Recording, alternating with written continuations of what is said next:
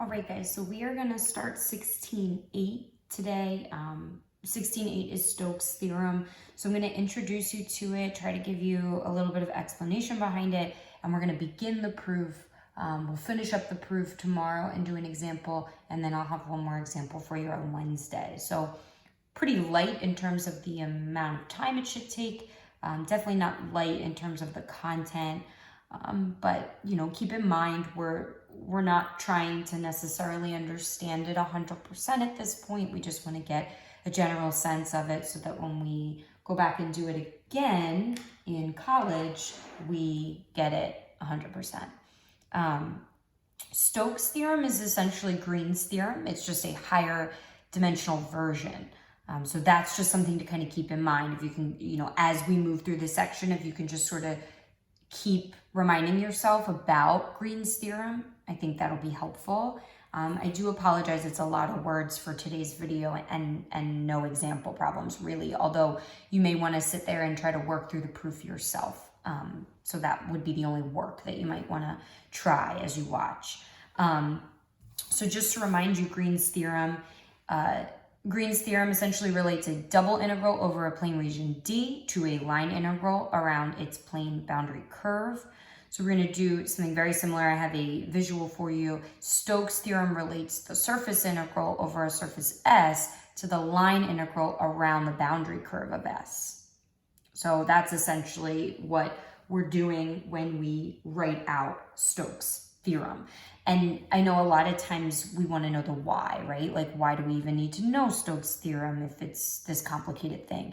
It'll make solving some integrals easy, right? If I can kind of use Stokes' theorem to convert it, my integral solving might get a lot simpler. And so knowing it, even though it might be complicated, will be beneficial when it comes time to solving some of those. So again, just to get a visual for what I just said, right? So relating the surface integral over, here's my surface S, and we're going to relate it to the line integral around the boundary curve of S, which we're calling C. Positive orientation when you're talking about the boundary curve C there. So imagine walking around C with, and you can see I drew a little person there. So your head is pointing in the direction of your normal vector N. And as you're walking along that boundary C, S is always to your left. So that would be your positive orientation. So I'll walk you through a little bit of Stokes' theorem. And then, as I said, we'll start the proof. We will not finish it for today. So just something, try to keep that in mind. I don't want you to think you're getting like an end result here today. We're just going to begin the proof because I thought it might take kind of long. So our background for Stokes' theorem, this is what we need to have before we even begin. S is an oriented piecewise smooth surface that's bounded by a simple closed piecewise smooth boundary curve C with positive orientation. It's all that background that we kind of just take for granted, right? So it's like we know that all of these qualifications are going to be met, because if they weren't, then we wouldn't have a problem to do. You can see you have very familiar requirements for your vector field, right? Let F be a vector field whose components have continuous partial derivatives. If they didn't have those, we wouldn't be able to do any of this. So we're basing it off of the fact that all of those qualifications, those conditions are met in order for us to even be applying Stokes' theorem. The vector field, the components have continuous partial derivatives on an open region in R3 that contains S. If all of those conditions are met, then this is our conclusion for Stokes' theorem. So you have your line integral f dot dr, and that's going to be equal to my surface integral curl of f dotted with ds. Just a couple of things to keep in mind as we move through Stokes' theorem and the proof of Stokes' theorem. Try to remember curl f is almost sort of a derivative of f. It's kind of how we're thinking about it. We talked about this in one of the last couple sections, that the line integral is equal to the double integral curl f dotted with k, right? That was one of the problems that we worked on in one of the earlier sections. Again, Green's theorem is just basically a special case of Stokes' theorem. So Stokes is kind of like the bigger overarching theorem, and then underneath that would be Green's theorem in this specific example. Stokes' theorem is very difficult to prove generally, so we're going to take basically, you can see I have this phrase, well-behaved. We're going to take essentially like the easiest version of a scenario, and we're going to use that to build our proof. Okay, so in order to start our proof, I'll give you some conditions, and then I have a good visual for you. S is, you have this function for SZ, which is just a function of X and Y. X and Y are in the domain of D, in that region D. G has continuous second order partial derivatives. Again, we have to have all of those conditions met. D is a simple plane region whose boundary curve C1 corresponds to C. That's a lot of words to try to get a good visual for. So here's the visual for you. Okay, so kind of take a look at that. See if you can kind of wrap your brain around. So you have your region D in the XY plane. C1 is the curve, the boundary curve of D. And then you have S, which is some function of X and Y, right? My surface S is defined by Z, which is a function of X and Y, has a boundary curve C, right? You can see the orientation there. And C, as you can see, corresponds to C1. That's what that means, because all of those points on C1 would then correspond up to some boundary point on C. So we're going to use that visual to start building our proof for today. So I'm going to start with the surface integral curl F dotted with ds. So I'm going to start with that part. And in order to start with that, I have to kind of remind myself what is curl of F. And I'm also going to remind myself what R sub X crossed with R sub Y is.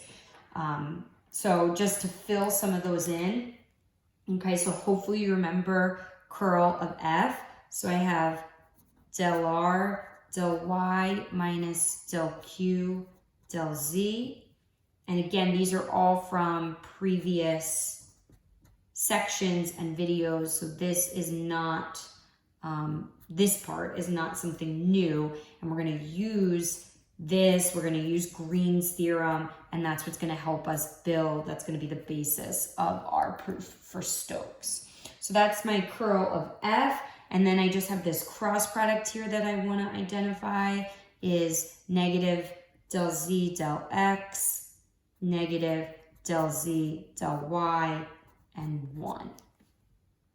I'm going to use that to substitute in here this dot product. Okay, so that's going to be the next part here. So I'm going to do the dot product of these two vectors. So hopefully you can tell that when I go to fill this in here. All right, I'm just trying to use some different colors to help the things pop because it is so much, and I do realize that. So, all right, so I'm just doing my dot product here, filling this in. So I have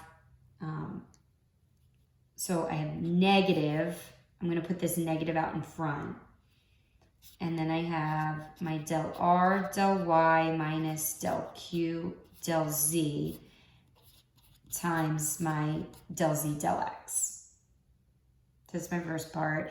And then minus, remember it's not a vector, it's a dot product, so it's going to be a scalar quantity. So now I'm doing multiplying these two things. So I have del P, del Z, del R, del X.